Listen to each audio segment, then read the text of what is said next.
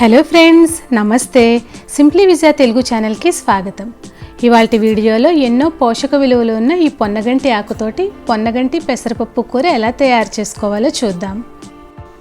ఇది రైస్లోకే కాకుండా చపాతీల్లో కూడా చాలా టేస్టీగా ఉంటుంది. ముందుగా దీనికోసం ఒక అరకప్పు పెసరపప్పు తీసుకుని నీళ్లు పోసి శుభ్రంగా కడిగేసి ఒక అరగంట ముందుగా నానబెట్టి ఉంచుకోవాలి.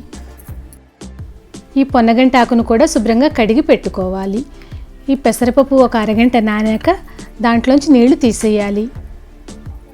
ఇప్పుడు స్టవ్ ఆన్ చేసుకుని బాండీ పెట్టుకుని 3 టేబుల్ స్పూన్స్ ఆయిల్ వేసుకుని దాంట్లో 1 స్పూను మినపప్పు, 1/2 స్పూన్ ఆవాలు, 1 స్పూను జీలకర్ర వేసి వేయించుకోవాలి.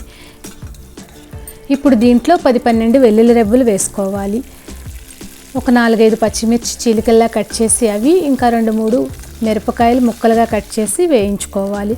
కొద్దిగా ఇంగువ, పసుపు కూడా వేసుకోవాలి. పోపు వేగాక దీంట్లో కడిగి పెట్టుకున్న పొన్నగంటి ఆకును వేసేసి వేయించుకోవాలి. ఈ పొన్నగంటి ఆకు కొద్దిగా దగ్గర పడ్డాక దీంట్లో నానబెట్టి ఉంచుకున్న పెసరపప్పు వేసి కలుపుకోవాలి.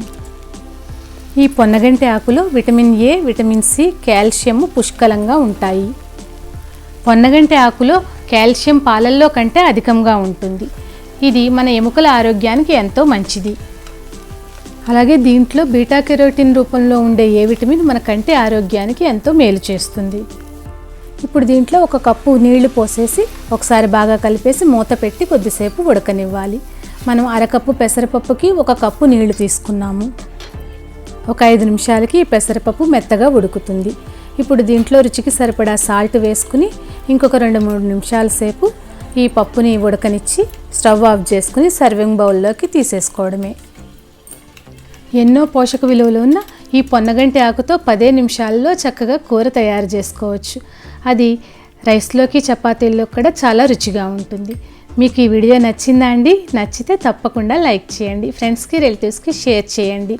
అలాగే మీరు ఈ రెసిపీ ప్రిపేర్ చేసి మీకు ఎలా వచ్చిందో కింద కామెంట్ సెక్షన్లో నాతో షేర్ చేసుకోండి. Thank you for watching.